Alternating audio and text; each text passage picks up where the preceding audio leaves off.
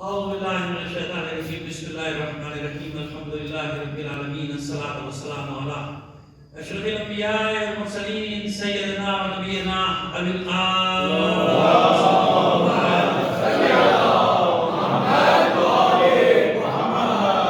وآله الطيبين الطاهرين المعصومين ولعنة الله على أعدائهم أجمعين من الآن إلى قيام يوم الدين. أما بعد، فقد قال الله تعالى في كتابه المبين وهو أصدق القائلين وقوله الحق. بسم الله الرحمن الرحيم. وإذ قالت الملائكة يا مريم إن الله اصطفاك وطهرك واصطفاك على نساء العالمين. صلوات عليه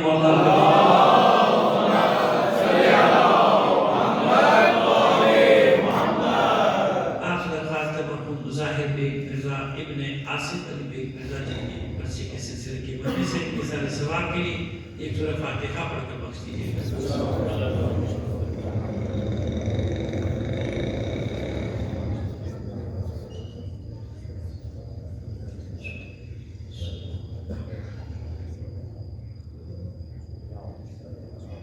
صلوات علیہ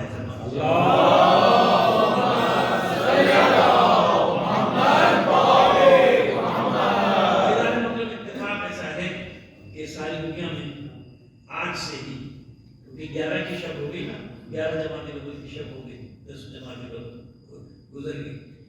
ایام فاطمی کے اوپر 2 منائے جاتے ہیں نا، 13 جماعت الاول کی مناسبت سے ایک 3 جماعت ثانی کی مناسبت. تو ایام فاطمیہ کا بھی آغاز ہو چکا. یہ میں نے پہلے غور نہیں کیا تھا، میری مجالس کو کل سے ایام فاطمیہ، لیکن مجھے اب جب میں نے تاریخ دیکھی تو مجھے احساس ہوا کہ تو آج سے ہی ایام فاطمیہ شروع. تو میں نے موضوع اسی حساب سے منتخب کر دیا کہ ایام فاطمیہ میں ہم شریک ہو جائیں. تو آپ کو بھی ہو جائے کہ شرف میں یہاں پہ بھی ایام فاطمیہ کی مجلس ایک ہو گئی.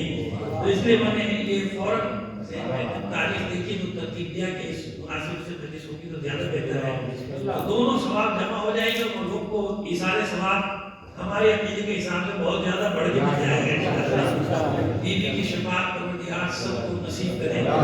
کوئی ظاہر ہے کہ جب سارے دروازے بند ہو جاتے ہیں تو معصومہ کا دروازہ کھلا ہے. انسان کو مومن کو کبھی مایوس نہیں ہونا چاہیے، کبھی مایوس. ہم بہت گناہگار ہیں، لیکن ایک دروازہ ایسا ہے جب سارے دروازے بند ہو تو اس کو کھٹکھٹا دیا جاتا ہے. ایک مہربان ماں، ایک مہربان ماں یہ تو یہ دیکھتی ہے کہ میرے بچے کے غم میں، میرے غم میں کون شریک ہے، میرے غم میں کون شریک ہے. جو اس کے غم میں شریک ہوگا یقیناً اس کی مہربانیاں ہر مومن کے ساتھ. ان کی دعا پہلے ہی یہ کیے دیتا ہوں کہ پروردگار ہماری اس مرحوم کو شفاعت زہرا سے بھرا ہوا فرمائے، اسے محمد و آل محمد کی شفاعت نصیب فرمائے، اس کے درجات میں اضافہ فرمائے. ہم سب کو ایسے راستے پہ چلنے کی توفیق دے دے معبود کہ معصومین ہم سے خوش ہو جائے، ہمارے زمانے کا امام ہم سے راضی ہو جائے. آخر تو موت سب کو آتی ہے جاتی ہے، جو آیا ہے اسے پھر آخر جانا ہے. اور ہم کی بلندی درجات کے لیے بلند آواز سے صلوات علیہ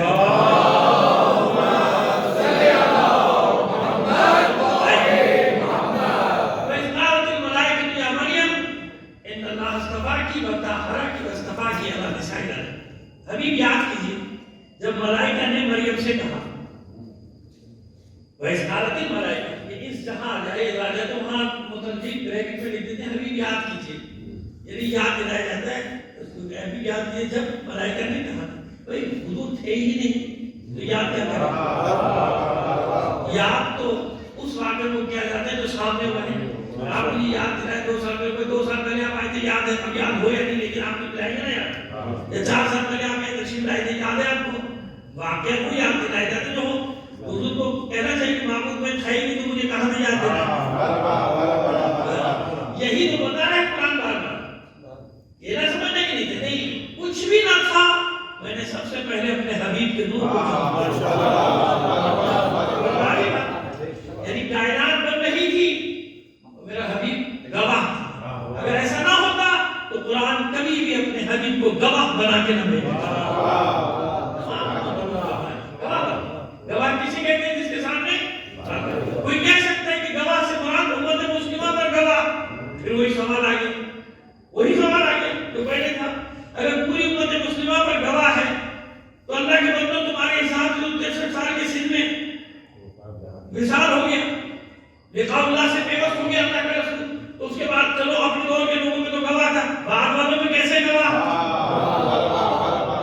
اکثر میں نے بات کی تو دوسرے سے نہیں جناب، یہ آپ جو ہے نا غلط ترجمہ کر رہے ہیں، غلط لوگوں کو بہکا رہے ہیں۔ اصل میں اس سے مراد یہ ہے کہ اللہ کے رسول کے بعد جو مسلمان امت مسلمہ پر گواہ، تو میں نے کہا سوال تو وہی ہو گیا، گواہ اسے کہتے ہیں بقول آپ نے جس کے سامنے واقعہ ہوا، تو وہ تو انہی پر گواہ ہوگا نا جو سامنے تھے۔ اب جو آ رہے ہیں ان پر کیسا گواہ ہوا؟ ان پر تو جب آنے والوں پہ مثال کے بعد جب آنے والوں پہ گواہ ہو سکتا ہے، تو جس اللہ نے قیامت تک کے لیے گواہ قرار دیا، تو جب پہلے نور خلق کیا تھا تو اس کو گواہ قرار اسی لیے دیا کہ گواہ رہنا کہ کس کس کو کس سانچے میں ڈھال کے خلق کرنا۔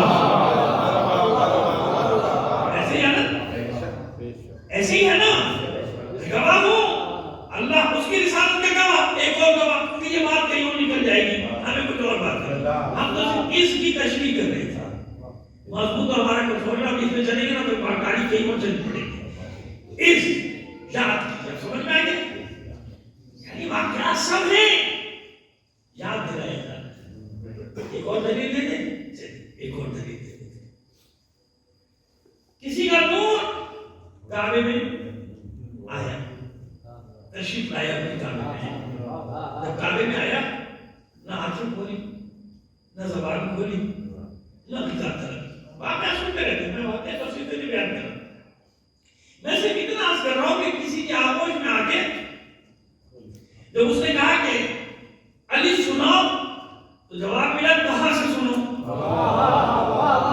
توریت سے، زبور سے، انجیل سے، قرآن سے، تو قرآن بھی آئی ہی نہیں۔ قرآن اللہ کا رسول مسکرا کے فرماتا نہیں سناؤ، قرآن سے سناؤ، تو فوراً سورہ مومنون کی آیات کی تلاوت کرنی شروع کر دی، تو وہی سوال تھا کہ قرآن آیا نہیں، سنایا کیسے؟ تمہارے لیے نہیں آیا تھا، یہ وہ ہے جو اللہ محفوظ میں قرآن نازل ہو رہا تھا، یہ تلاوت کر رہے تھے۔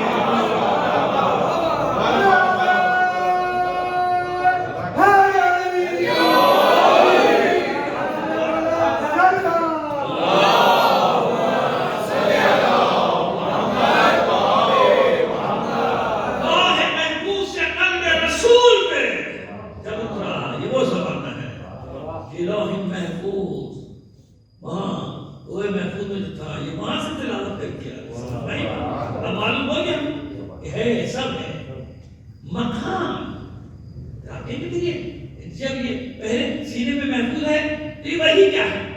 یہ 23 سال کا نزول کیا ہے؟ اس کو اپنے رمضان کو بڑی مجالس پڑھی، 2-3 جملے آپ کی ضرورت پر سکتے ہیں، مسئلہ ہوتا ہے 2-3 جملے بیان کریں، یہ کیا مسئلہ ہے؟ جب لوح محفوظ سے قلب رسول میں آ گیا تو پھر یہ 23 سال کیا ہے؟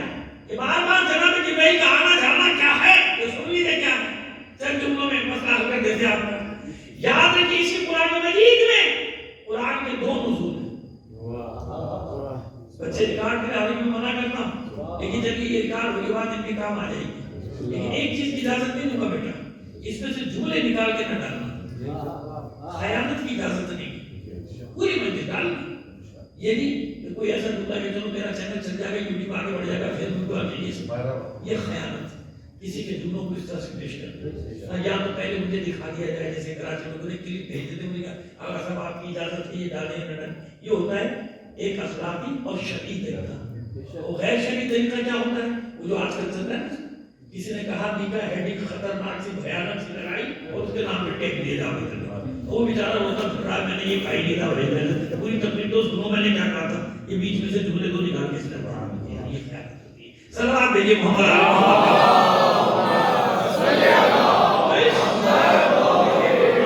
اسی قرآن مجید میں قرآن کے 2 نزول ہیں، دیکھیے ایک ہے سورہ قدر، وہ جو شب قدر کے لیے نا اِنَّا أَنزَلْنَاهُ فِي لَيْلَةِ الْقَدْرِ، ہم نے اسے شب قدر میں نازل کیا۔ اچھا دیکھیے یہاں بھی ایک بڑا حسین سا سوال ہے، شب قدر میں نازل کیا ہے نا قرآن مجید کو، تو حضور کے زمانے میں آیا ہے، تو وہی حضور بتا دیتے تھے کہ آگے میں شب قدر یہ والی آج آ گیا قرآن، لیکن رسول نے تو نہیں بتایا کون سی شب قدر کا، تلاش کر لو، جاؤ تلاش کر لو، لیکن خلاصہ یہ سوال ہے ذہن میں رکھیے گا، کبھی کوئی تو سوچتا ہے کہ کب آیا قرآن، اس 23 سال میں کون سی رات تھی؟ رسول نے کہا ہو، رسول نے کہا تلاش کرنا، کسی رات میں آیا تھا، ان میں 8 راتوں میں سے ایک تلاش کرنا، سال معلوم نہ مہینہ معلوم، کچھ بھی نہیں معلوم، ہاں یہ ہے کہ رمضان کی ایک تاک رات 17 سے لے کے 29 تک کسی تاک رات میں آیا، ٹھیک ہے نا؟ یہ الگ بات ہے، ہم کچھ دلائل کی بنا پہ 23 کہتے ہیں، ہمارے برادر 27 کہتے ہیں، لیکن ہمارے بھی یاد رکھیے 19 21 23 تینوں راتوں کے اعمال ہیں کہ نہیں ہے؟ اسی لیے احتیاط کیوں آخری 100% بات نہیں ہے بھائی، 100% بات نہ وہاں ہے، 100% بات نہ یہاں ہے، سیدھی سیدھی بات۔ اب آئیے آگے چلیے، ہم نے اس قرآن کو شب قدر میں نازل کیا، ایک رات۔ اب یہ رات کہاں کی ہمیں نہیں معلوم، یہاں کی ہے وہاں کی ہے، لوح محفوظ میں نازل کیا وہ شب قدر تھی، قلب رسول میں نازل کیا، قلب رسول میں نازل کیا وہ شب قدر تھی، کب کہاں کچھ نہیں معلوم۔ دوسرا نزول اسی قرآن میں، بسم اللہ الرحمن الرحیم، تبارک الذی نزل الفرقان علی عبدہ لیکون للعالمین نذیرا، بابرکت ہے وہ ذات جس نے قرآن کو تھوڑا تھوڑا کر کے نازل کیا۔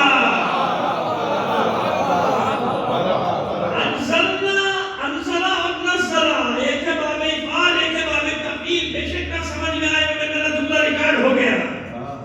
باب افعال یعنی دفعتاً اشارہ کر رہا ہے، انا انزلنا، ایک بار نازل کیا قرآن کو ہم نے شب قدر میں، تو پھر یہ کیا ہے؟ تبارک الذی نزل الفرقان، نزل باب تفعیل، جیسے رتل القرآن ترتیلا، قرآن کو پڑھیے ٹھہر ٹھہر کر، یہ ہے باب تفعیل، ٹھہر ٹھہر کر کسی فعل کا انجام پانا۔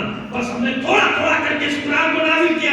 تو قرآن میں 2 نزول ہیں کہ نہیں؟ اس کو کہا جاتا ہے قرآن کی اصطلاح میں، ایک ہے نزول دفعی، ایک ہے نزول تدریجی، ایک ہے نزول دفعی، ایک ہے نزول تدریجی۔ ایک جگہ فرمایا جا رہا ہے کہ ایک بار نازل کیا، ایک بار کہ نہیں، تدریجاً تھوڑا تھوڑا کر کے، اور تاریخ بھی گواہ ہے، تو پہلی وہی کہاں ہے، پھر دوسری وہی، پھر یہ سورہ، پھر مکی آیات، پھر مدنی آیات، پھر سفر کی آیات، جنگ کی آیات، موقع کی آیات، محل کی آیات، خاندان والوں کے لیے آیات، صحابہ کرام کے لیے آیات، دشمنوں کے لیے آیات، منافقین کے لیے آیات، حالات کے لیے آیات، موسم کے لیے حالات آیات، ماضی کے لیے آیات، مستقبل کے لیے آیات،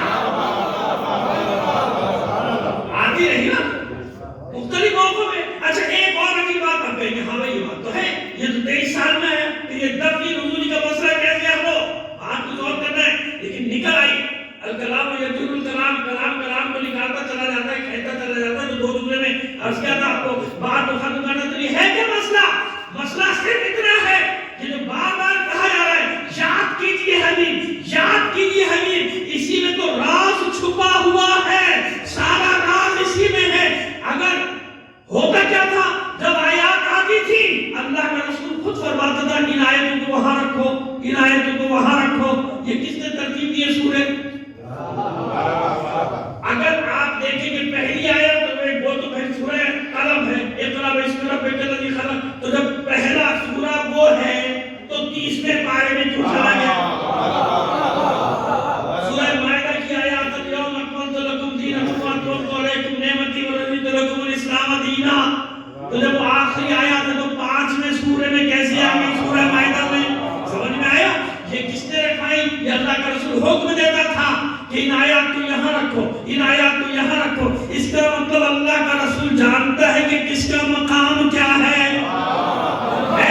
بس مسئلہ کیا تھا؟ جانتا ہے اللہ کا رسول، کیوں جانتا ہے؟ قلب رسول میں سارا قرآن محفوظ ہے، لوح محفوظ سے قلب رسول پر جب بھی آیا، جہاں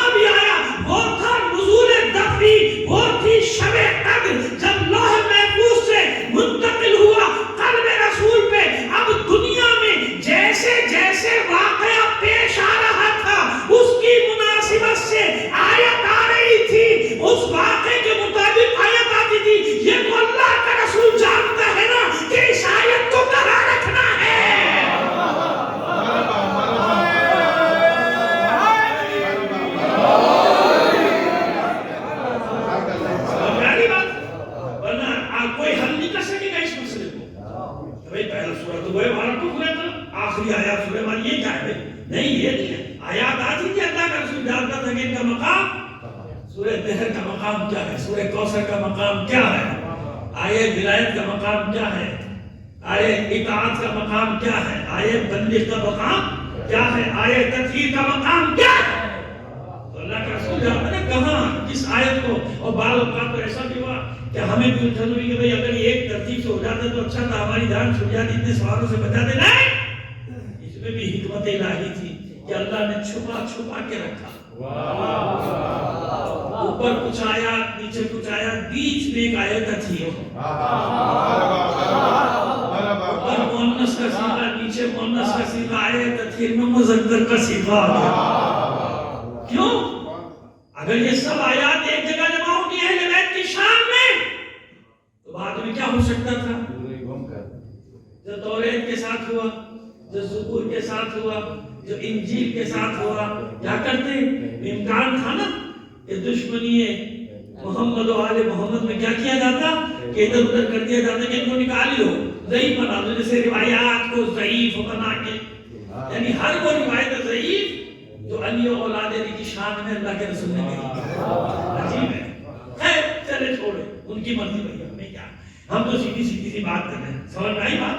کہ اگر ایک جگہ ہوتی یا نام آ جاتا, لوگ کہتے ہیں نام آ جاتا مشکل سے جان چھوڑے دے, نام آتا تو اور مشکل ہو جاتا. پروردگار عالم اراد فرمایا اِنَّا نَحْنُ نَزَّلْنَا الذِّكْرَ وَإِنَّا لَهُ لَحَافِظُونَ. ہم نے اس ذکر کو نازل کیا, ہم اس کی حفاظت کرنے والے ہیں. کیسے حفاظت کرنا پروردگار؟ اگر یہ نام آ جاتے تو کیا کرتے لوگ؟ دشمن علی میں یہ آیت نکال دیتے, یہ آیت بدل دیتے, یا اپنی پسند کے نام بھی لے آتے.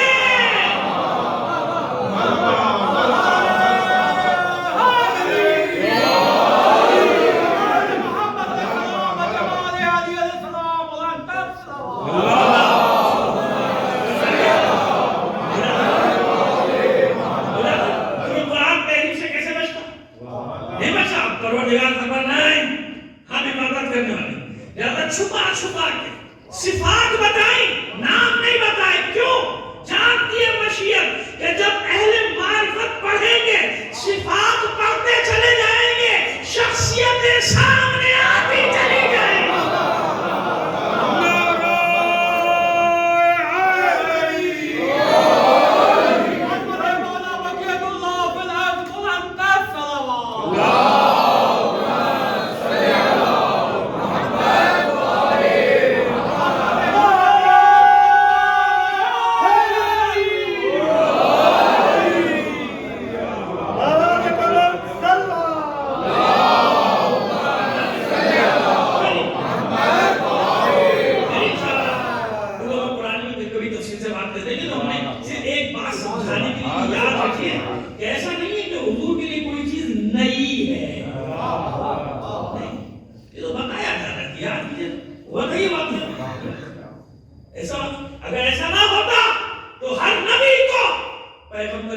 مرتبت کی رسالت کا کلمہ نہ پڑھنا پڑتا. یہ نہیں کہ نہیں تھا ہو گیا, نہیں تھا ہے رہے گا. جس آدم کا کبھی پتلا آب و گھر کے درمیان تھا, نور محمد سے یہ عالمین روشن تھا. اس نور محمد سے جب روشن تھے تو یاد رکھنا اللہ والیوں میں نور واحد, ایک ہی نور کے دو حصے ہیں. کیوں؟ کیوں اس نور کی ضرورت کیوں؟ آپ کئی بار سن چکے ہیں نا. وکفا باللہ شہیدا بینی و بینکم من عنده علم الکتاب. دو گواہ چاہیے نہیں تھا نا, دو گواہ. بس اس بات سے پھر آگے چلیں گے بات, کیونکہ بچے بیٹھے نا, انہیں نے سنا نہیں ہوگا یہ مطلب, تو ان کو دو اور جملے دے دیتے. دو گواہ چاہیے. گواہ وہ ہوتا ہے, میں نے کیا کہا, جس کے سامنے آپ پاکستانی عدالت تو نہیں کہ کہیں سے بھی پکڑ کے لیا, کتنا بڑا تھا, اس نے کہا اتنا بڑا, اس نے مرغا اتنا بڑا ہوتا ہے, کہیں کتنا دوسرا تو لانے لوا. یہ ہمارا ماشاءاللہ, جو جس کی مرضی گواہی دے دو. جیسے پرانے زمانے یاد آ جاتے, 1400 سال پرانے. صلوات دیکھیے محمد علیہ محمد.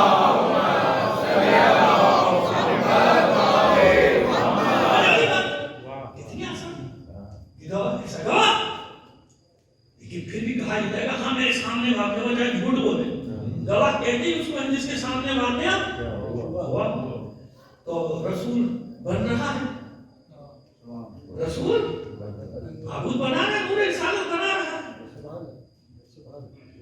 علی گواہ ہے، ایک اللہ گواہ ہے، ایک علی گواہ، اس کا مطلب علی کو پہلے ہونا چاہیے، نہیں ایسی تو نہیں، خبردار، یہ شیعہ عقیدے کے خلاف ہے، ہمارے عقیدے کے خلاف، نور رسالت پہ کوئی شبقت تھوڑی کر سکتا ہے، اگر علی پہلے ہو جائیں تو رسالت پہ شبقت، جبکہ علی نے تو خود کہا کہ میں سب کچھ ہوں، رسول کے بعد ہوں،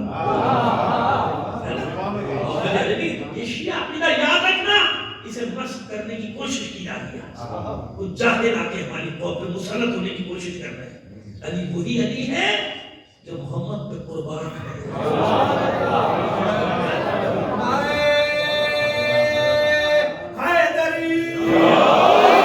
علی وہی علی ہے جو ابو طالب کا لال ہے، اور ابو طالب ہر شب خطرے کی شب شاہ ابی طالب میں رسول کو بچاتا ہے، کبھی طالب کو، کبھی جعفر کو، کبھی عقیل کو، اور سب سے زیادہ علی سونے کا عادی تھا۔ علی کو سکون کی نیند ہی جب آتی تھی جب بستر رسالت پر سوتا تھا۔ سلام بھیجیے محمد علی محمد،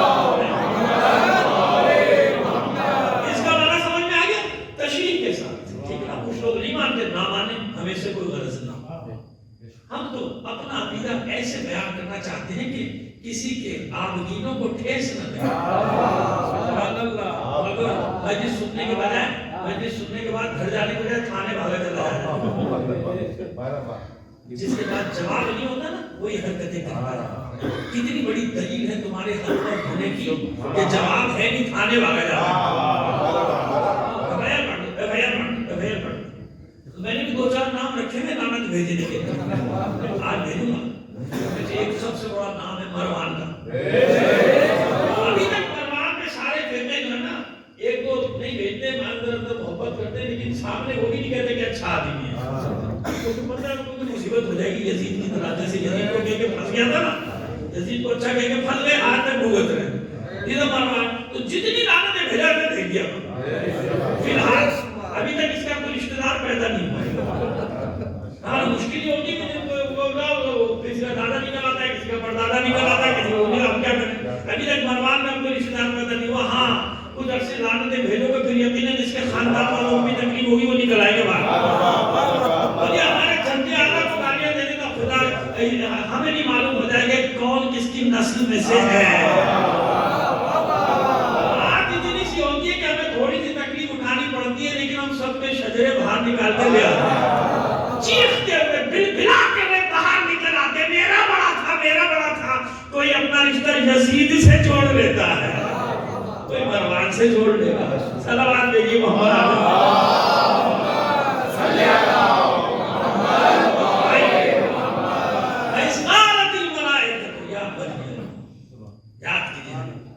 جب ملائکہ نے مریم سے کہا، اچھا ملائکہ نے اپنی مرضی سے کہا ہوگا، ملائکہ کہتے کلام ہے یعنی اللہ کا حکم آیا، جائیے کیا کہا، یا مریم ان اللہ اصطفاکی، اے مریم اللہ نے آپ کا انتخاب کر لیا، آپ کو چن لیا، آپ کو منتخب کر لیا، وطہرہ کی صرف چنا نہیں، آپ کو پاک و پاکیزہ بھی قرار دے دیا، معصومہ بنا آپ کو معصوم قرار دے دیا، معصومہ قرار دے دیا، پھر تکرار وصطفیٰ کیا اللہ نسائی عالمی، کیسا منتخب کیا، کیسا انتخاب کیا، سارے عالمین کی عورتوں کا سردار بنا دیا، سب پر منتخب کر لیا، وصطفیٰ کیا اللہ نسائی عالمی، کیوں یہ پیغام کیوں بھیجا بشریت نے، جناب مریم سلام اللہ علیہ نے کس لیے بھیجا یہ پیغام، کیوں بھیجا گیا یہ پیغام، مسئلہ کیا تھا، اور کب بھیجا جا رہا ہے، اس زمانے میں جب جناب مریم سلام اللہ علیہ موت کی دعائیں مانگ رہی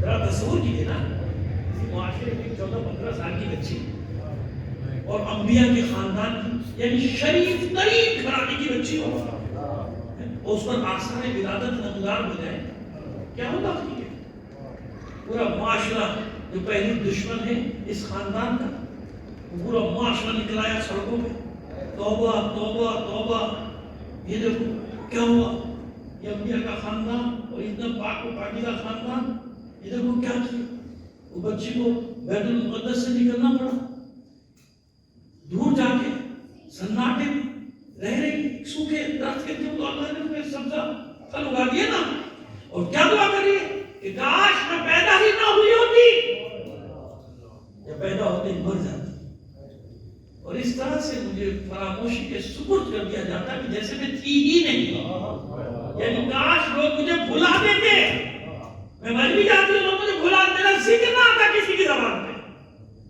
کتنا بڑا مرحلہ ہے، کتنا سخت، کتنا سخت، اس پورے خاندان کی آئسولیٹ، پورے معاشرے میں تہمتوں کا بازار گرم، کیا کرے اسے معاشرے، جبکہ بچی معصوم ہے، بچی پاک و پاکیزہ ہے، فریاد کریے اللہ کی بارگاہ میں، معبود تو جانتا ہے کہ مجھے کسی نے چھوا بھی نہیں، معبود یہ مجھ پر کیا نہیں ہے، مجھے موت دے دے، میں مر جاؤں، زمین پھٹ جائے، میں سما جاؤں،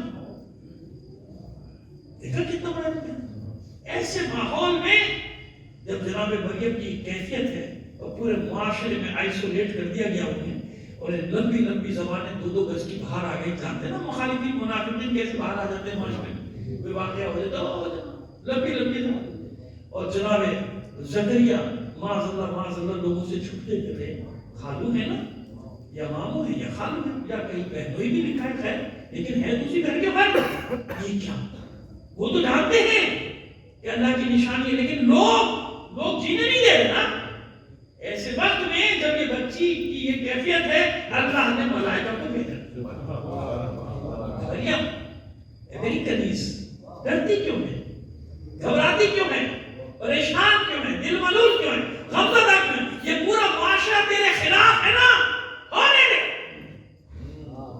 یہ پوری دنیا تجھے برا بنا کہتی، کہنے دے، اللہ بشارت دے رہا ہے، خوشخبری دے رہا ہے، ہم نے تیرا انتخاب کر لیا اور تجھے پاک و پاکیزہ بنا دیا، اب یہ دنیا کچھ بھی کہتی رہے، کوئی فرق نہیں پڑتا، یہ برا بھلا کہنے والے رام میں درگاہ ہوں گے، لعنت کا نشانہ بنیں گے، انہیں کوئی جانے گا بھی نہیں، اے میری کنیز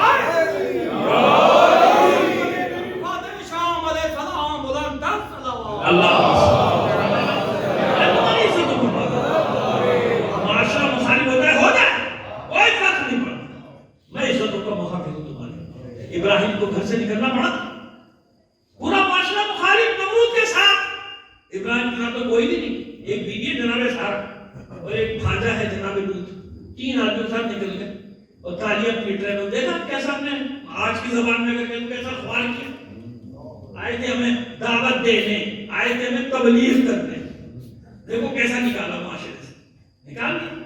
یہ کیا ہوا؟ ذلیل و خوار کون ہوا؟ جس نے اللہ کے نمائندوں کو خوار کرنے کی کوشش کی۔ اور عزت کس کے نصیب میں آئی کہ اس کے بنائے ہوئے گھر کو قیامت تک کھر بہا کھرب لوگ سجدہ بھی کریں گے، طواف بھی کریں گے۔ اے ابراہیم تو میرا خلیل ہے، تجھے ذلیل ہونے تو میں ان کے ہاتھوں معاذ اللہ، میں تیری عزت کا محافظ ہوں۔ یہ مثالیں ایک دو دیے میں کہیں مطلب تک پہنچانے کے لیے آپ کو سمجھ میں آ گیا۔ عزت اور ذلت کا وہ معیار نہیں ہے جو دنیا مقرر کرتی ہے، عزت اور ذلت کا معیار وہ ہے جو اللہ مقرر کرتا ہے۔ ابھی مسائل نہیں پڑھا لیکن ایک بات سمجھانا چاہ رہا ہوں، کیا فرمایا تھا حسین نے کربلا میں؟ ہیہات من الذلہ، بعید ہے، بعید ہے کہ تم ہمیں معاذ اللہ ذلیل کرتے ہو۔ میں کبھی یہ ترجمہ نہیں کرتا ذلیل، میں احانت کا ترجمہ کرتا ہوں، لیکن اس وقت میرے منہ سے نکل گیا ہے، بعید ہے کہ تم ہماری توہین کرو، ہماری احانت کرو، یعنی کر بھی نہیں سکتے۔ اچھا احانت کسے کہتے ہیں؟ توہین کسے کہتے ہیں؟ کسی کے گھر میں گھس جاؤ، اس کے گھر کو لوٹ لو، اس کو باہر نکال کے سڑک پہ بے دردی سے قتل کر دو اور کسی کو لاش اٹھانے کی اجازت نہ دو، اس سے بڑی توہین ہے؟ آج بھی ایسی لاش کو دفنانے دو بھائی، انسانیت کا تقاضا، اس کے لاشے کی بے حرمتی کرو، ہاتھ پیر کاٹو، گھوڑے دوڑا دو، اور کیا ہے توہین؟ اس وقت آج بھی کسی گاؤں دیہات میں کسی معزز یا کسی غریب کی تھوڑی معزز، کسی مزدور کسی کسان کی عورتوں کو بھاگ گیا، پوری دنیا چیخ پڑتی ہے، انسانیت کی عورتوں کو بے عزت کر رہے ہیں، بازار میں لے کر آ رہے ہیں، سب سے بڑی قتل سے بڑی توہین ایسی ہے۔ اب مجبوری ہے کہ مجھے تو جملے ادا کرنے پڑے، میں مسائل پر آئے لیکن کچھ بتانا چاہتا ہوں۔ سب کچھ تو ہو گیا، مولا کائنات کا معزز ترین خاندان بازاروں میں لے جائے گا۔ میں نے کیا کیا کہ ایک کسان کے مزدور کے عورتوں کو جب پوری دنیا چیختی ہے، یہاں کون اس سے کوئی معزز خاندان ہے جس کو بازار میں لے؟ اور کسی کہتے ہیں توہین بھائی، اپنے خیال میں جو توہین کر سکتے تھے وہ کی نہ، آخری حد تک جا کے کی پوری دنیا نے۔ لیکن حسین کیا فرماتے ہیں؟ ہیہات من الذلہ، تم ہمیں توہین نہیں کر سکتے، ہماری بے عزتی نہیں کر سکتے۔ معاذ اللہ، یہ سب کیا ہوا؟ دربار میں کہنے دیکھو کیا کیا ہم نے تمہارے ساتھ، لیکن اطمینان سے حسین کی بہن کہتی ہے ذرا صبر کر، تجھے معلوم ہو جائے گا کون جیتا کون ہارا۔ بولو اب دیکھیں قدرت، کیونکہ اب میں مثال کو آپ کے سامنے تجویز کرنا چاہ رہا ہوں کہ آپ نہیں سمجھ میں جو کہنا چاہتا ہوں۔ کیا کہنا چاہ رہا تھا؟ وہ یہ کہنا چاہ رہا تھا کہ عزت اور ذلت کا معیار وہ نہیں جو دنیا مقرر کرے گی، عزت اور ذلت کا معیار وہ ہے جو اللہ نے دیا ہے۔ تم نے اپنے خیال میں آل رسول کی توہین کی، انہیں بازاروں میں لائے، اللہ نے انہی واقعات کو آل رسول کے لیے عزت اور تمہارے لیے لعنت بنا دیا۔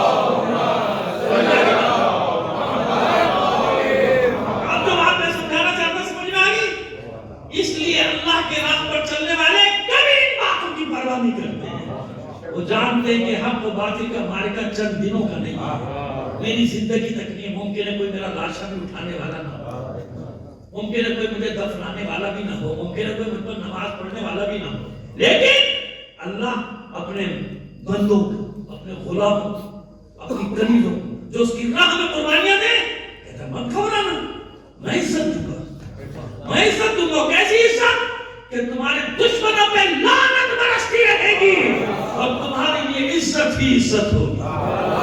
سمجھ میں آیا ہے؟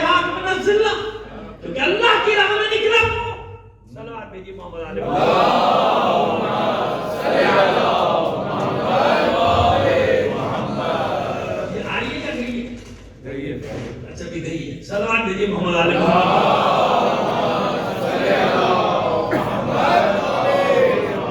اچھا جناب اب سمجھ میں آ گئی بات. عزت ہم دیں گے اور یہی سنت الہی یہی ہے کہ جس نے اللہ کے راستے میں قربانی دی اللہ نے اس کو عزت ہی عزت ہی. اب جناب مریم کا کیس سمجھ میں آ گیا. جاؤ ملائکہ کو بھیجا تسلی تو میری کنی سے گھبرا رہی بچی بھی تو ہے نا 14-15 سال کیسے ہوتا ہے تسلی. ہم نے تمہارا انتخاب کیا اور جب کسی کو منتخب کریں تو بغیر امتحان کے تھوڑی ایسے تھوڑی منصب مل جاتا. جیسے لوگوں نے سمجھ رکھا جنت میں جانا بڑا آسان ہے. ہم تو نکل ہی لیں گے جنت میں کچھ کریں یا نہ کریں. یہ بھی تو ماشاءاللہ آج کل بڑا پختہ ہوتا جا رہا ہے. نہیں کچھ بھی پتہ نہیں اس کو خواب کے پن لگی. انبیاء سے تو امتحان لینا ائمہ سے امتحان لینا. ائمہ کے بچے قربانیاں دے ان کے جانثار قربانیاں دے ان کے شیر غلام جانثار وہ لڑ رہے ہیں میدانوں میں. آج بھی لڑ رہے ہیں باطل سے لڑ نہیں رہے. وہ تو اتنا لڑ رہے تو وہ بھی گھر بیٹھے جائیں نا. جنت میں جانے کی تو بات ہے نکلنے کے سارے. لیکن نہیں جانتے کچھ لوگوں کو جنت کی لالچ ہے اور کچھ لوگوں کی جنت کو لالچ ہے. دونوں میں فرق ہے. دونوں میں کوئی جنت کے پیچھے بھاگ رہا ہے کسی کے پیچھے جنت بھاگ رہی ہے. اور یہ فیصلہ کس نے کیا تھا؟ انصار حسینی نے. جب حسین نے بیعت اٹھا کر کہا تھا جا میں قیامت میں جنت کا ضامن تو چلے جاتے نا. آخرت کے ساتھ ہم جیسے ہوتے تو نہ معلوم کتنے چلے جاتے. جنت کے لیے تو سارا چکر چلا ہے نا. جنت میں جانا ہے جنت میں جانا ہے چل جاؤ جنت میں. نہیں مسئلہ جنت کا نہیں مسئلہ غیرت کا مسئلہ حمیت کا مسئلہ مردانگی کا ہے. لہذا کسی نے توجہ بھی نہیں کی جنت کی طرف کہ مولا یہ کیسے ہو سکتا ہے کہ دشمنوں کے نرغے میں ان بھیڑیوں کے نرغے میں آل رسول کو چھوڑ کر چلے جائیں. یہ نہیں ہوگا ہم سے. اپنی گردنیں کاٹ دیں گے اپنے ہاتھ سے. آپ کو چھوڑ کر نہیں جائیں گے. سمجھ میں آئی بات؟ یہ ہے وہ جنت جن کی مشتاق بیٹھی ہے. حسین کے چاہنے والوں وہ بنو جس کو جنت چاہتی ہے. جنت کو چاہنے والے تو ساری بیٹھے ہیں دنیا میں. صلوات بھیجیے محمد علیہ.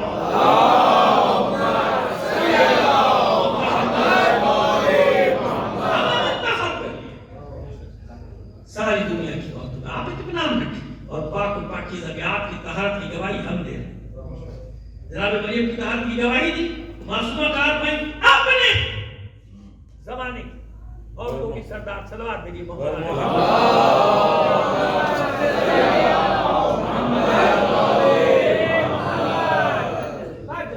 دیگر بابا سے بلند صلوات.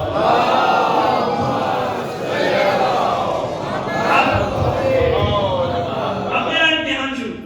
یہی پر اور صلوات بھیجیے محمد علیہ.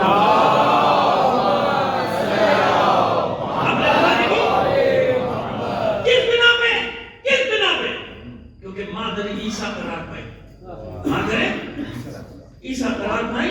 لہذا اللہ نے کو اپنے زمانے کے عورتوں کی سردار بنا دیا. قرآن نے طہارت کی گواہی دی عصمت کی گواہی دی. اور قرآن اگر کچھ اور ہستیوں کی عصمت کی گواہی دیتا ہو عجیب ہے میرے دوست. عجیب ہے میرے دوست. عجیب ہے. یہاں پہ اسی طہارت کے لفظ کو عصمت کی گواہی میں لیتے ہیں پاک و پاکیزگی کی گواہی میں لیتے ہیں جناب مریم کی. یہی لفظ دوسری جگہ آ جائے تو کیونکہ اہل بیت کے ساتھ لگا ہوا لہذا معنی بدلنے کی اتنی ڈنڈی ضرورت. ترازو ہے نا تو ترازو میں ڈنڈی نہیں مارے اس لیے ترازو نشان رکھ لیتے تاکہ ڈنڈی مارنے میں آسانی ہو جائے. صلوات بھیجیے محمد علیہ محمد.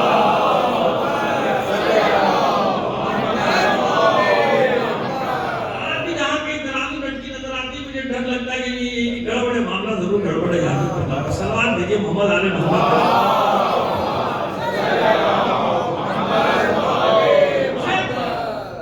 ہوگی نا بات. طہارت کا مطلب ایسے ہی ہے نا یعنی پاک و پاکیزہ قرار دیتے. ہم نے پاک و پاکیزہ قرار دی. ایک نسبت کتنی نسبتیں ہیں جناب مریم کی بلندی ایک نسبت کی وجہ سے. اب آئیے جس کے لیے میں نے اتنی محنت کی آپ پہنچانے کے لیے پہلے حضرت علامہ اقبال کا سہارا لے لو تاکہ اگر میری FIR کٹے تو وہ بھی شریک ہو جائے. میں اور چکر میں ہوں کہ علامہ اقبال کی FIR ضرور کٹواؤں گا. اس لیے میں ہمیشہ اس کا نام لوں کہ جو مجھ پر آئے گا میں کہوں گا اس کو بھی ساتھ رکھنا علامہ اقبال کو. اس کو بھی ساتھ رکھنا نا. میں اسی کا تو حوالہ دے رہا ہوں. میں کہہ دوں گا کہ قبر فاطمہ میں سجدہ تو کہیں گے شرک ہو گیا. علامہ اقبال کہے گا تو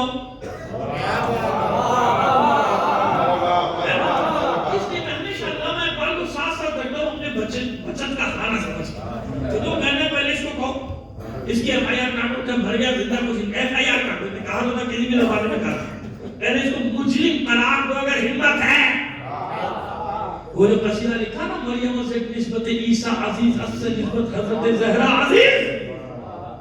جناب یہ بات کہتا ہے کہ جناب مریم کو ایک نسبت کی وجہ سے وہ منزلت ملی ہے اور زہرا کے ساتھ 3 نسبتیں. پہلی نسبت اس کا بابا کون ہے؟ رحمت للعالمین. جناب عیسیٰ کا مقابلہ ہے؟ کوئی مقابلہ ہے؟ عیسیٰ تو جب تک کلمہ نہ پڑھے محمد عربی کا رسالت بھی نہیں ملتی. تو پہلی نسبت ہی اتنی بڑی کہ اللہ کے آخری رسول کی بیٹی. دوسری نسبت بانو تاجدار حلقہ. اس کا شوہر کون ہے؟ جس کے سر پہ حلقہ کا تاج رکھا ہوا. مرتضی مشکل کشا. مرتضی اور شیر خدا مشکل کشا. مرتضی مشکل کشا شیر خدا. کہیے اس کا شوہر. دوسری نسبت. تیسری نسبت حسین کی. یہ پورا قصیدہ مجھے یاد ہے پڑھنا بھی. آخری 2 شعر پڑھنے بس جس کے لیے میں سارے محنت کر رہا ہوں.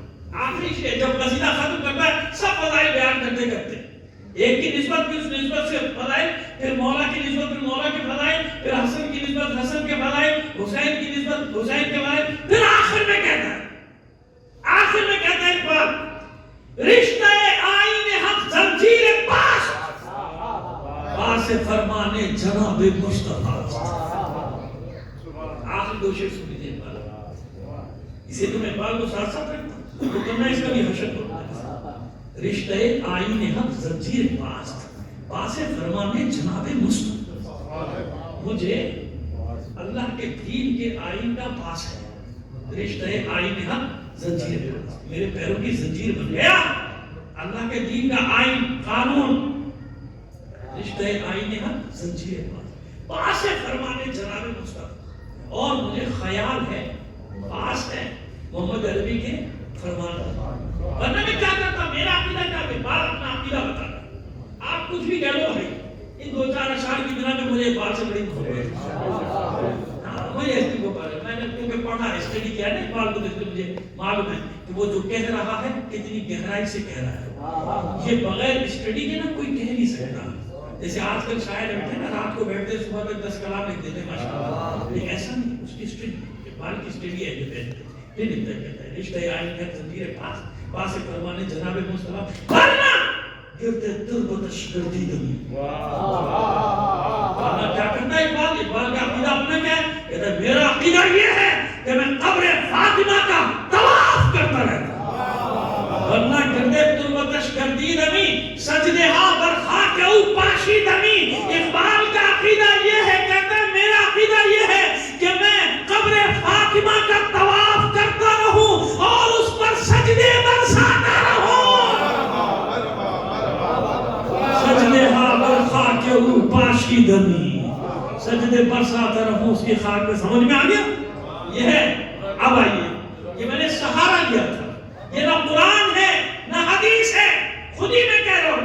اس سے پہلے کوئی اور کہے کہ اقبال کے اشعار دلیل نہیں بنتے, نہ بنے دلیل. میں بھی نہیں بنانا دلیل. میں نے تو صرف اقبال کو اس لیے ساتھ رکھا کہ اس کی بھی FIR کاٹو. صلوات دیجیے محمد علی محمد کا.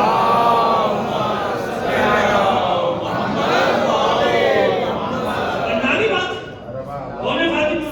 کیوں اس نے کہا رشتہ سجدے ہاں برخا کی او پاشی دمی, اس کی قبر پہ سجدے برساتا رہتا تھا. آئیے اب آپ کو بتائیں کیوں کہا. حدیث قصہ پڑھتے ہیں, میں بھی بہت پڑھتا رہتا ہوں. اس کے بعد وہ واقعہ تفصیل سے نہیں پڑھ رہا, بس یہ بتانا چاہ رہا ہوں کہ تو طے ہے نا کہ فاطمہ زہرا سے تعارف ہوا ہے، کیونکہ کسی سے بھی تعارف ہوتا حصار نہیں بنتا، حصار نہیں بنتا نا۔ حصار کب بنا؟ جب نور فاطمہ کے ذریعے سے تعارف کرایا گیا، ہم فاطمہ و ابوہا و بعض بڑے مجھے مطلب سوچتے ہیں جو بچے پہلی بار ان کو ایک جملے میں بتاتا چلو حصار کا مطلب کیا ہے۔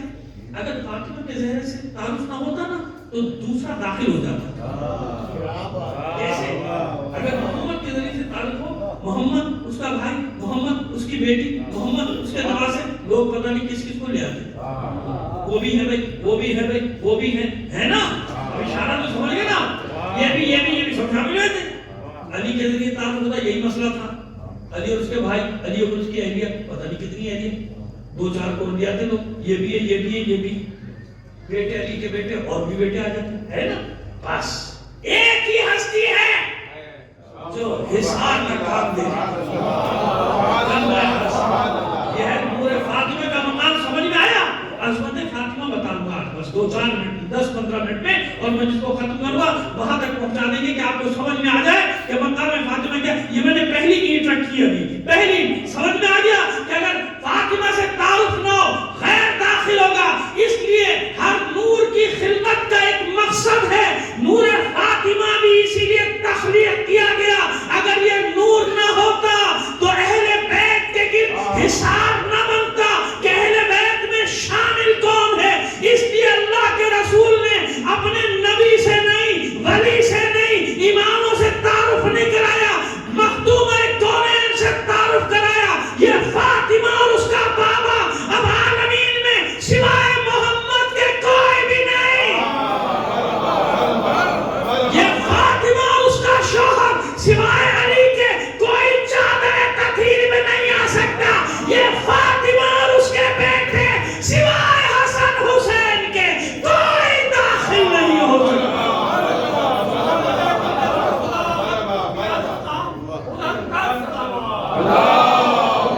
ٹھیک ہے، اسے کہتے ہیں حصار۔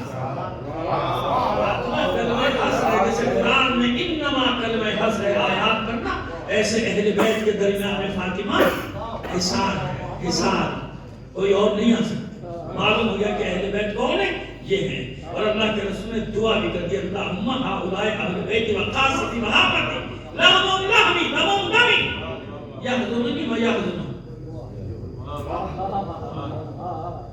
عجیب ہے، کہاں تک اس کو پڑھتا چلا جاؤ، یولمنی ما یولمون انا خیر لمن حاربہم وسلم لمن۔ اللہ کے رسول نے فرمایا کہ یہ ہے اہل بیت۔ مباہلے کا میدان آیا، اب منزلتیں بتاتے ہیں آپ کو کہاں تک ہے۔ حالانکہ بہت ساری باتیں ہیں لیکن زندگی رہی انشاءاللہ پھر صحیح۔ مباہلے کا دن آیا۔ اچھا مباہلہ کیوں ہوا؟ جب مذاکرہ ختم ہو گیا، گفتگو ختم، کہتے ہیں کہ 40 دن گفتگو ہوئی، بھئی کم ہوئی ہوگی مجھے سے بحث میں، لیکن اتنی ہوئی کہ حدیث کو وحی آ گئی۔ بس میرے حبیب گفتگو کا دروازہ تھا۔ فمن حاجک فیہ من بعد ما جاءک من العلم فقل تعالوا ندعو ابناءنا وابناءکم ونساءنا ونساءکم وانفسنا ثم نبتهل فنجعل لعنة الله على الكاذبین۔ اب یہ بحث کرتے ہیں، اب بھی الجھ گئے آپ سے، سارا علم دے دیا گیا، سب باتیں آپ نے بتا دی، پھر بھی الجھ رہے ہیں، تو بس گفتگو ختم۔ بس میرے حبیب اب مباہلہ ہو، اب مباہلہ ہو، جھوٹوں پر اللہ کی لعنت ہو۔ جھوٹوں پر اللہ کی لعنت ہونے کا مطلب کہ اسی وقت قصہ تمام فارغ عذاب۔ اب اللہ کے رسول بھی جانتے ہیں کہ تھوڑا سا حیرت اور تعجب میں، کیونکہ دیکھا کہ پورا مدینہ تیار ہو رہا ہے جانے کے لیے، مباہلہ صبح چلنا ہے، تیار ہو جاؤ، ہتھیار سجا لو۔ یہ تو 40-45 ہی ہیں، ہم تو اتنے سارے، ہمیشہ سے اکثریت پہ ناز، ہم اتنے سارے مار لیں گے، گرانے کے پڑھ دیں گے، وہ بھی ڈرے بھئی یہ تو سارے چڑھ جائیں گے، ہم کو مارنوں ڈالیں گے، ہم کو آگ کے دل کا سردار، تو اس نے گھبرانے کی ضرورت نہیں ہے، ڈرو مت۔ اہل علم تھا نا، کتابوں کا علم رکھتا تھا، جانتا تھا حق اور باطل کا معیار، اتنا تو اس کو بھی پتا تھا۔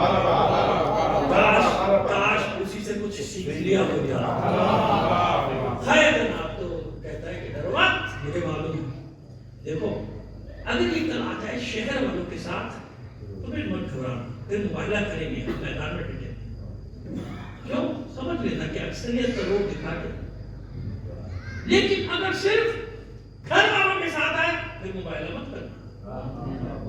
وہ حواری حیران ہوئے کہتے ہیں کیوں بھئی یہ الٹا کیوں بتا رہا ہے کہ شہر والے ہیں تو مقابلہ کریں, 25,000 کے ساتھ مقابلہ کریں, وہ گھر والوں کے ساتھ آئے تو ڈٹ جائیں, وہ پھر مقابلہ نہ کریں, نکل جائیں. ہاں ہلاکت کا میدان ہے. کس کا میدان ہے؟ اگر معاذ اللہ سچا نبی نہیں تو کبھی اپنے بچوں کو نہیں لائے گا ہلاکت کے میدان میں, دوسروں کے بچے لائے گا. نہیں سمجھے؟ نہیں سمجھے؟ یہ مباہلہ فرق بتا رہا ہے دنیاوی رہبروں اور الہی رہبروں کا, کہ دنیاوی رہبروں کے بچے Dubai, London, New York, Washington, جرمنی, امریکہ, برطانیہ, اور الہی رہبروں کے بچے میدان میں ہوا کرتے ہیں. دنیاوی رہبروں کا کام ہے اپنے بچوں کو بچاؤ, دوسروں کے بچوں کو مارو. قربانی دو بھائی, قربانی دو, نکلو باہر نکلو, قربانی دو. جب تک قربانی نہیں دو گے کچھ بھی نہیں, ہمیں کچھ نہیں ملے گا. ہمارے سر پہ تاج ہے, اقتدار نہیں رکھا جائے گا جب تک تم قربانیاں نہیں دو گے. کاش تیرے دل میں اتر جائے میری بات. صلوات بھیجیے محمد آل محمد.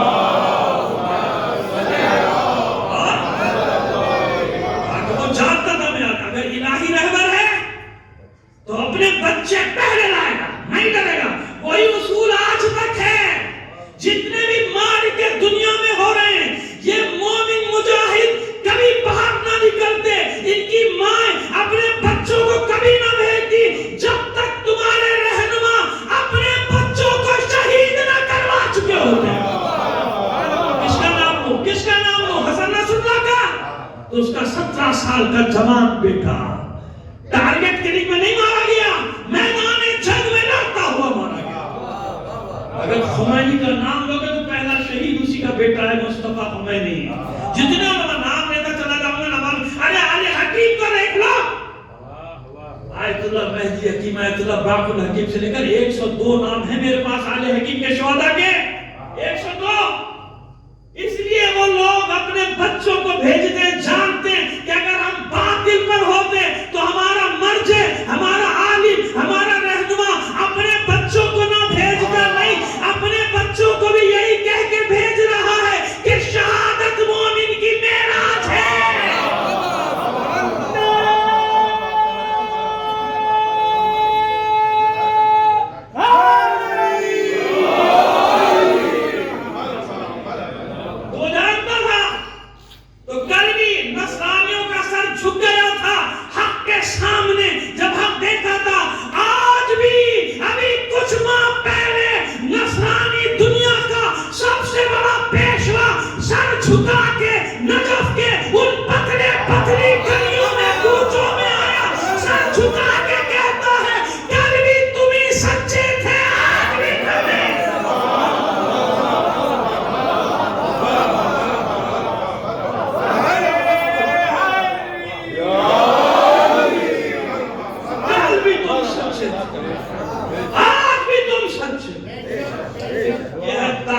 بشریت کا فیصلہ. چلیے سمیٹے بیان کو, پہچان گیا کہتا کہ خبردار بچوں کے ساتھ نہیں, کیونکہ ہلاکت ہے.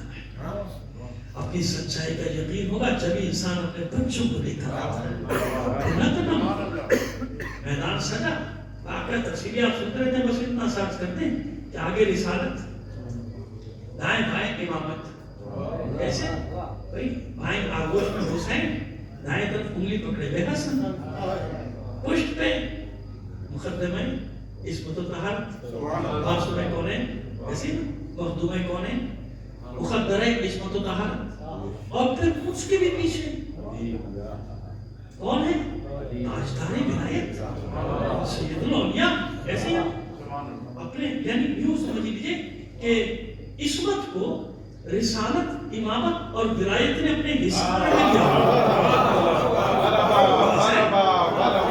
لیکن عظمت بتانے جا رہے ہیں, تیار نہیں کا مطلب لینے کے لیے اونگ نہیں آنی چاہیے کسی آدمی, ورنہ بدنصیب ہوگا وہ. مطلب کے دوران اگر سو گیا وہ مطلب میں بیان کرنے جا رہا ہوں، یہ مطلب آپ نے نہیں سنا ہوگا، یہ میں نے بڑی الکریزی کر کے یہ نتیجہ نکالا ہے اور دو جگہ جگہ دیا ہے، ابھی بتا دیتے ہیں آپ کو نا، تو چاروں طرف انسان میں، اور آپ جانتے ہیں نا، لکھی ہے سیرت کی اور واقعات کی کتاب میں لکھی ہے آپ کی چادر کی کیفیت دیکھیے معصوم، اتنی بڑی چادر ہوتی تھی کہ دور تک پھیلی ہوئی ہوتی، سمجھ گیا؟ اب یہ سمجھ رہا ہے۔ اچھا یہ بتائیے مسجد میں یہ جو 40 دن بحث ہوتی رہی، کس سے ہوتی رہی؟ نصرانیوں کی، حسین آمنے سامنے بھی سارے صحابہ کرام آتے تھے نہیں آتے تھے، اپنے شوق سے آگے بیٹھتے تھے بھی آج سنے کیا ہوگا، تو جب سب آتے تھے کیا مولا کے آنے میں کوئی پابندی تھی کیا؟ امام حسن حسین کے آنے میں کوئی پابندی تھی؟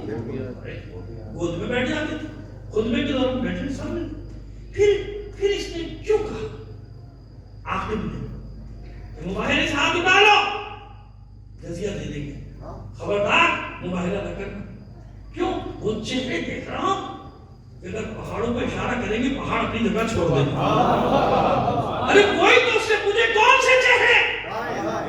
جو تو دیکھ رہا ہے یہ تو وہی چہرے جو تو روز دیکھتا رہا، تو نے روز دیکھا ان چہروں کو، اور اگر 5ویں چہرے کی بات کرا تو وہ چہرہ تو آج بھی پوشیدہ ہے، تو آج بھی حجاب میں، آج بھی چاروں طرف سے حجاب میں، پھر مسئلہ کیا ہے تیرا؟ تجھے سمجھ میں کیوں نہیں آ رہا؟ کیا کہہ رہا ہے تو؟ وہی چہرے جو روز تو دیکھتا تھا، پھر کیوں کہتا ہے وہ چہرے دیکھ رہا ہوں؟ سنو اب ایک تعارف کی اور بھی وجہ بتا دوں آپ کو، پھر حدیث قصہ میں جاؤ، جب یہ سارے ہستیاں جمع ہوئی چادر تطہیر میں، چادر زہرا میں، تو جناب جبرائیل نے پوچھا تھا نا یا ربی ومن تحت الکساء، اے میرے رب یہ چادر کے اندر ہے کون؟ جواب تو یہ ہونا چاہیے تھا کہ جبرائیل تمہیں نہیں معلوم؟ صبح شام آتے جاتے ہو اس گھر میں، تمہیں نہیں معلوم کون کون؟ لیکن یہ جواب تو نہیں ملا، کیوں؟ مشیت بھی جانتی ہے کہ جبرائیل معصوم ہے نا، اسی نے تو بنایا ہے مشیت نے، غلط تھوڑی کہہ رہا، نہیں پتا، نہیں پتا، بھائی کیوں نہیں پتا؟ گھر وہی، ہستیاں وہی، نہیں معلوم، آج جبرائیل کو کچھ نہیں معلوم، کیوں نہیں معلوم؟ اب تک الگ الگ دیکھا تھا، ہاذا نور محمد، ہاذا نور علی، ہاذا ہی نور فاطمہ، ہاذا نور حسن، ہاذا نور الحسین، آج جب یہ پانچوں نور چادر زہرا میں اکٹھا ہوئے، نور کامل ہوا، مخلوقات کی آنکھیں خیرہ ہو گئی، چادر زہرا میں آ کر نور کامل، جب نور کامل ہوا کوئی پہچان نہ سکا، سوال کر بیٹھے معبود یا ربی ومن تحت الکساء، اللہ بھی جانتا ہے اس کی مجبوری کو جبرائیل یہ کیسے پہچانے گا، اس نے الگ الگ دیا تھا، آج نور اپنے کمال پہ ہے، پانچوں ہستیاں ایک چادر کے نیچے جمع ہیں، اس لیے اللہ نے بتایا ہم فاطمہ تو ابوہا، تاکہ جبرائیل بھی آسانی سے سمجھ لے کہ سوائے محمد و علی و فاطمہ حسین و حسن کے کوئی چھٹا اس چادر کے اندر نہیں ہے،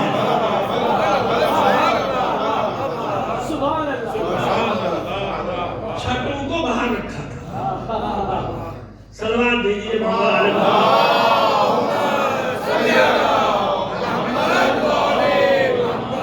اب یہ لفظ آپ تک پہنچا نہیں پہنچا وہ آپ کی مرضی، لیکن میں نے ایک لفظ کہہ دیا، صلوات بھیجیے محمد علیہ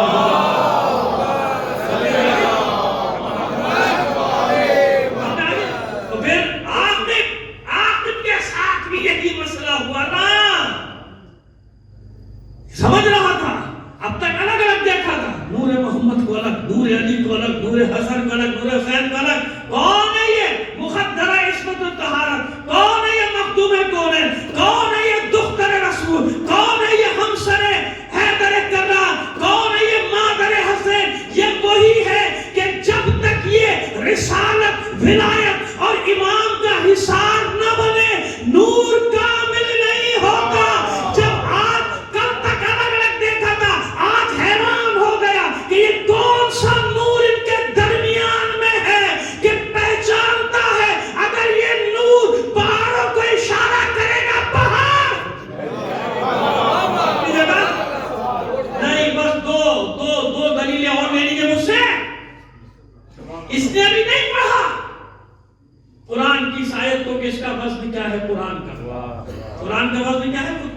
جاتا ہے. لو انزلنا هذا القرآن على جبل لرأيته خاشعا متصدعا من خشية الله.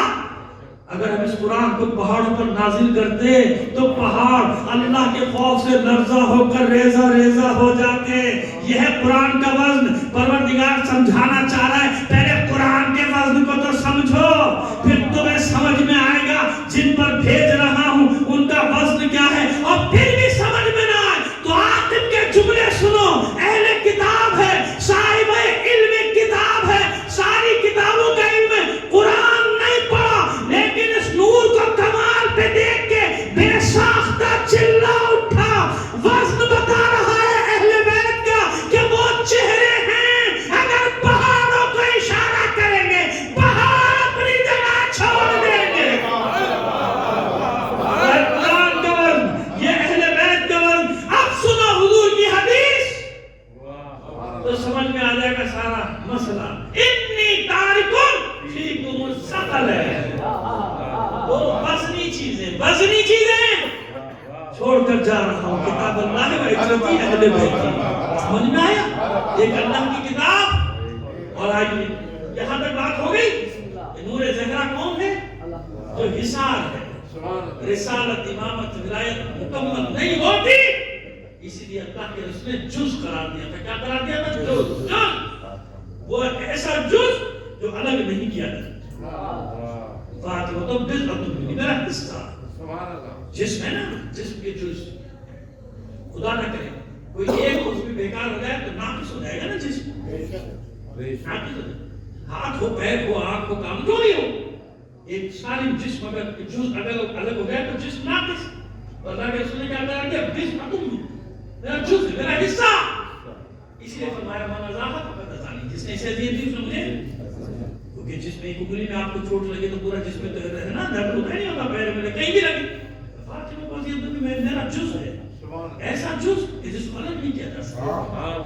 الگ کرو گے تو نقص پیدا ہو جائے گا. سمجھ آ گئی بات؟ سمجھ میں آ گئی؟ آئی یہ فاطمہ. اب جو ہم حدیث کا کرنی وہ دلیل بھی سن لی. مباہلہ کب ہوا؟ جب ساری دلیلیں ہو گئی بھائی. ظاہر جبھی تو اللہ کی وحی آئی نا کہ بس گفتگو بند. اب بات نہ کیجیے, اللہ کے رسول سے بات نہ کیجیے, یہ نہیں مانیں گے آپ کی بات. اب تو مباہلہ کیجیے.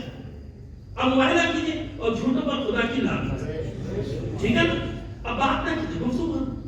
مباہلہ ہوا, مباہلہ کیا, بنی نجران نے نہیں کیا نا, جزیہ دے دیا. حالانکہ سب کو ابھی بتایا میں سب سے ملے تھے, سب کو دیکھا تھا, 5 نور کو نہیں دیکھا تھا. آج جب 5واں نور شامل ہوا, جانتے ہو کیا منزلت ہے فاطمہ کی؟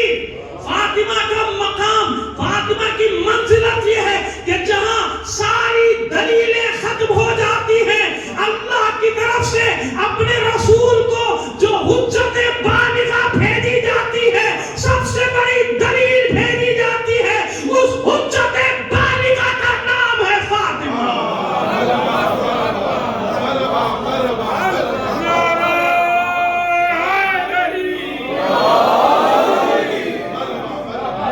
اس قرآن کا نام, اس حجت باقی کا نام فاطمہ ہے. جہاں گفتگو ختم ہو حجت باقیہ کی بنا میں نے اس نے دیا. چاروں ہستیاں ہیں, وہ لوگ مسجد میں روزانہ حضور سے تو صاحب بے پیشاب آئے. اب آپ کو حبیب ایسی دلیل دوں گا اس کے بعد کسی گفتگو کی گنجائش نہیں رہی. یہ ہے فاطمہ. آئیے مسائل کی منزل پر آنے سے پہلے کی اشارہ اور کرتے ہیں. جناب مریم کا مقام یہ, جناب سارہ, جناب حاجرہ. جناب حاجرہ کا مقام تو بہت بلند ہے, حالانکہ سوشل اسٹیٹس تو کنیز والی ہے نا, لیکن اللہ نے مقام کیا دیا قربانیوں کی بنا پہ کہ جناب حاجرہ کے گھر کو طواف کے اندر شامل کر دیا. یہ میں نہیں پڑھتا, لیکن مجھے مسائل کا پڑھنا ہے سارا کے نظر سے. حاجرہ کا گھر مطاف طواف میں شامل ہے. نیند آیا رکھا, جناب حاجرہ کی قبر بھی ہے, گھر کوئی کرتا ہو دفنا دیا. جناب اسماعیل کی قبر وہیں, 2 قبریں مسلم. ویسے لوگ کہتے ہیں کہ 70 انبیاء, مختلف روایات ہیں, ہمیں اس سے بحث نہیں. جو 2 مسلم ہیں وہ بتا رہے ہیں, جناب حاجرہ سلام اللہ علیہ اور جناب اسماعیل علیہ السلام. ورنہ بیت اللہ تھوڑی ہے وہ حقیقی, بیت اللہ تو قبر ہے. اگر وہ بھی بیت اللہ ہوتا تو قبر وہاں تک بنتا. اس کا نام ہی مقام اسماعیل, اس کو کہتے ہیں مقام اسماعیل, اور اس کو حکیم کہتے ہیں. حالانکہ کھانے کعبہ سے لیکن طواف میں شامل، اس کے بغیر طواف ایسا نہیں ہوگا کہ بیچ میں سے گھس کے گراس مار کے نکل جا، طواف نہیں ہوگا۔ اس حدیث میں جا کے نماز پڑھنے کا بہت ثواب ہے، لیکن طواف میں تو اندر شامل کرنا پڑے گا، اس کو 7 چکر طواف کرنا پڑے گا، ٹھیک ہے نا؟ اتنا احترام کیوں بتا رہا ہے پروردگار؟ حاجرہ کی قربانیاں ہیں، یہ نہیں ہو سکتا کوئی ہستی میرے دین کے لیے قربانیاں دے اور تم اس کی قبر کو روتے ہوئے گزر جاؤ۔ جاؤ قرآن سے سیکھو، قبر کا احترام سکھایا کسی سبحان اللہ۔ ایک جملہ کہتے تھے ہمارے احباب اور لوگوں کو ایموشنل بلیک میل کرتے ہیں، قبروں کے پجاری، قبر کی پوجا اور ہے، قبر کا احترام اور ہے۔ لوگوں کو بہکاتے ہوئے یہ کہتے ہیں، لوگوں کو بہکاتے ہیں۔ تو خانہ کعبہ کے ساتھ کس کی قبر ہے؟ جناب حاجرہ کی، جناب اسماعیل کی۔ اللہ کو گوارا نہیں کہ کوئی حاجرہ کی قبر کو رونتا ہوا چلتا ہے۔ آپ جاؤ وہاں نماز پڑھو، بیٹھے بے ادبی نہیں ہونے دوں گا، کیونکہ قربانی دی ہے حاجرہ نے نا۔ اب مجھے بتائیں، حاجرہ کے گھر کا یہ حال، حاجرہ کے گھر کا یہ مقام، تو جس دروازے پہ کھڑا ہو کہ اللہ کا رسول صبح شام سلام کرتا ہے، چلو شام نہ صحیح، کم از کم صبح کا ذکر تو ہے نا کہ ہر صبح اس دروازے پہ کھڑا ہوتا تھا اور سلام کرتا تھا، السلام علیکم یا اہل بیت النبوہ ومعدن الرسالہ ومختلف الملائکہ، اہل بیت النبوت آپ پر سلام ہو، اللہ کے رسول اے معدن رسالت، اے ملائکہ کے آنے جانے کی جگہ، اے ملائکہ کے آنے جانے کا مقام، آپ پر سلام۔ اللہ کے رسول نے خود احترام کر کے بتایا کہ اس گھر کا احترام کیا ہے، ایسا ہے نا، احترام کر کے بتایا۔ بہرحال ایک جملہ ضرور کہوں گا مرحوم کے لیے، اس کی روح یقیناً انشاءاللہ ہم سے آپ سے سب سے خوش ہوگی کہ اس کی مجلس کے بہانے یا ایام فاطمہ کا آغاز، میرا آپ کا آغاز آج اس مجلس سے ہو رہا ہے۔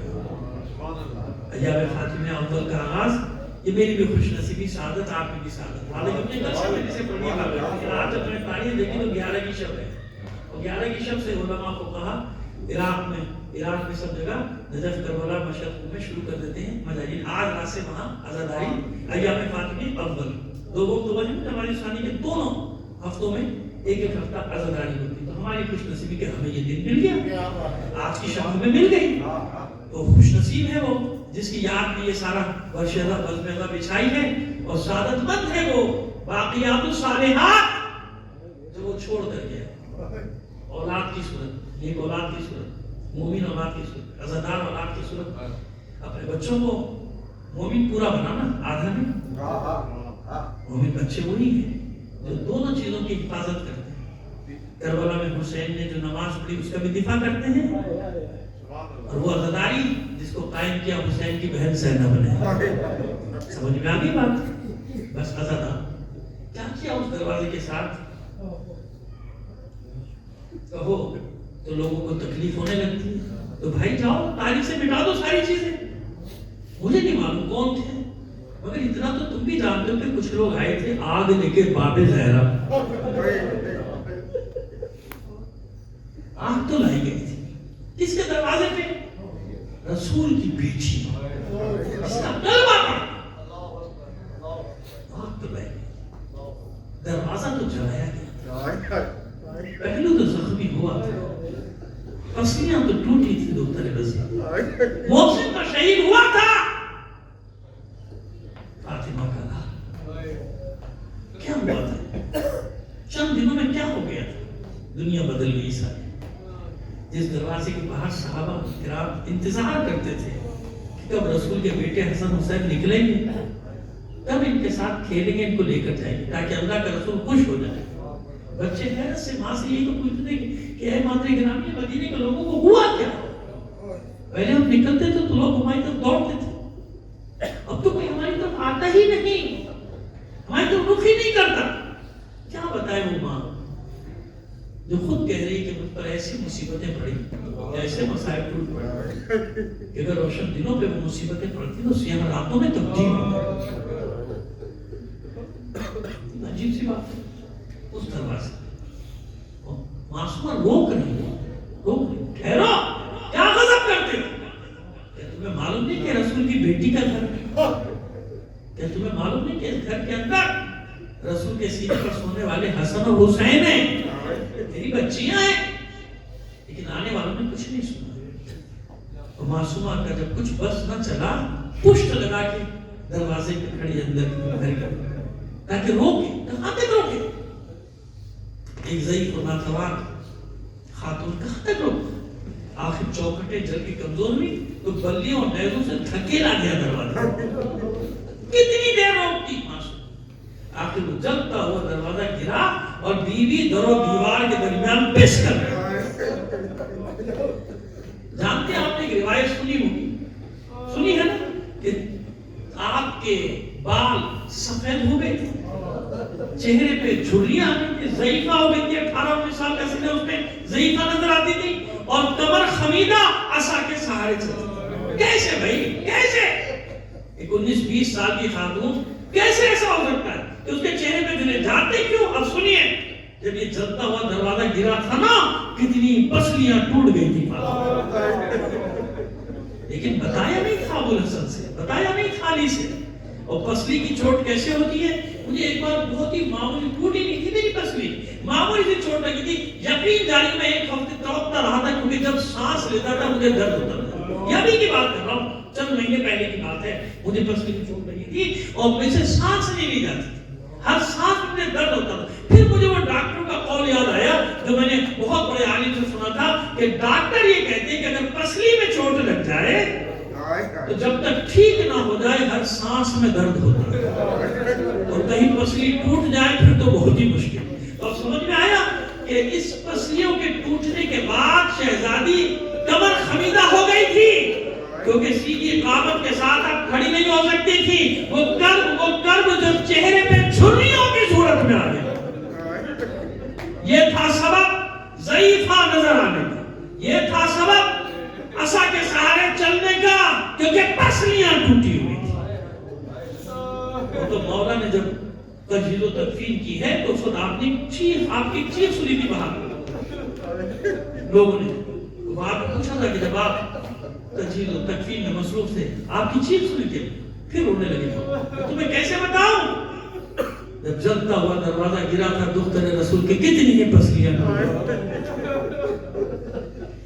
لیکن اللہ کے رسول کی بیٹی نے مجھے نہیں بتایا, مجھے نہیں بتایا. سمجھ یہ بات ہے, یہ بات ہے.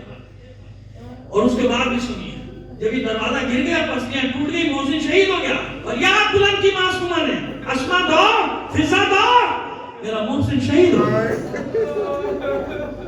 چادریں لے کر دوڑی ہیں دونوں کنیزیں, 1 2 3 کئی چادریں ڈال دی. تو اسی عالم میں بیوی نے دیکھا کہ علی کو کھینچ کر لے جایا جا رہا ہے. ساری طاقت جمع کی تھی, اپنے آپ کو علی پر گرا دیا تھا, دامن تھام لیا. چھوڑ دو ابو الحسن کو, تم ہمارا پیچھا کیوں نہیں چھوڑ دیتے, ہم نے کیا بگاڑا ہے تمہارا. اس عالم میں گھسٹتی ہوئی معصومہ باہر آئی تھی کہ منون نے آگے بڑھ کر تازیانے کا وار کیا. شہزادی کے ہاتھ سے دامن چھٹ گیا علی کا. جب کچھ بننا پڑا, بددعا کے لیے ہاتھ اٹھایا کہ اب میں اس قوم کے لیے بددعا کرتی ہوں. علی نے چلا کر سلمان کو آواز دی, سلمان دوڑو, دختر رسول کو علی کا پیغام دو کہ بددعا نہیں کرو, بددعا نہیں کرو.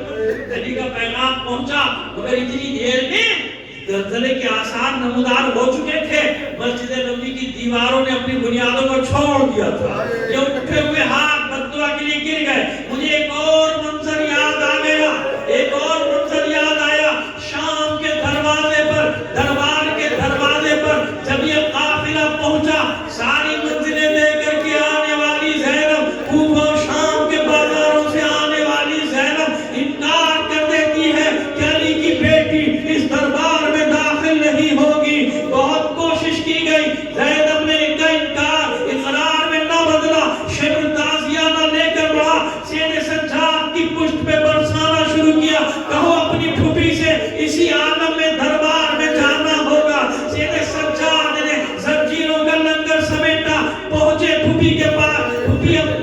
اسی عالم میں دربار میں داخل ہونا ہے۔ بڑی حسرت سے زینب نے اپنے بھتیجے کو دیکھا اور فرماتی ہے میرے لال تو میرے وقت کا امام ہے، لیکن ابھی زینب سے بد دعا کا حق کسی نے نہیں چھینا۔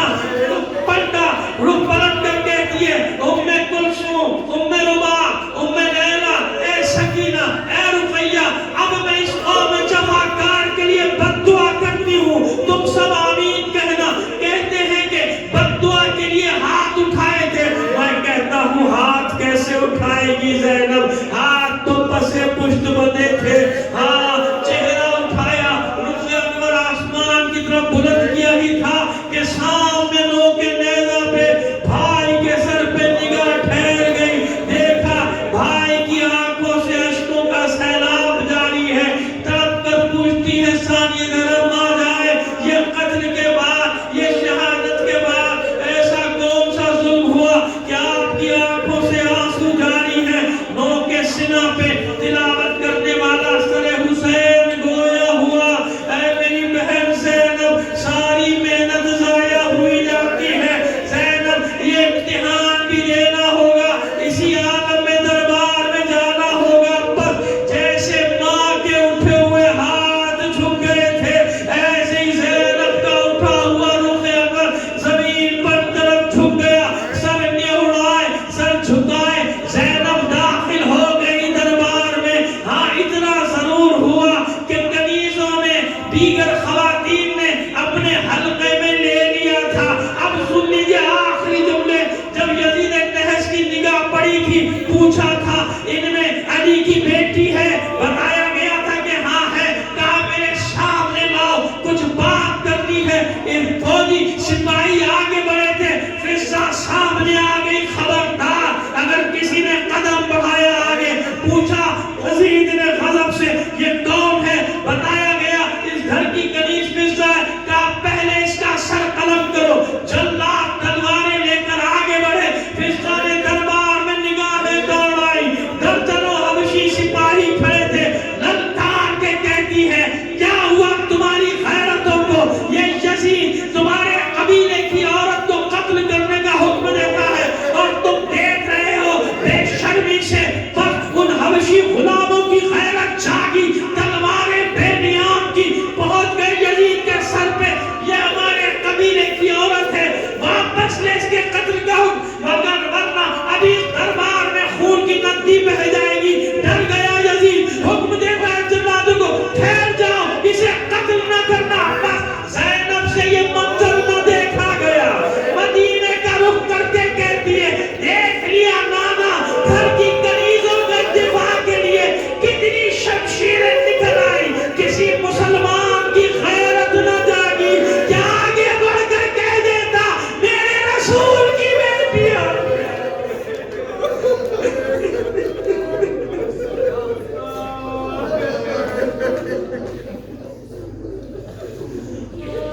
الا لعنۃ اللہ علی القوم الظالمین وسيعلم الذين ظلموا أي منقلب ينقلبون. فإلى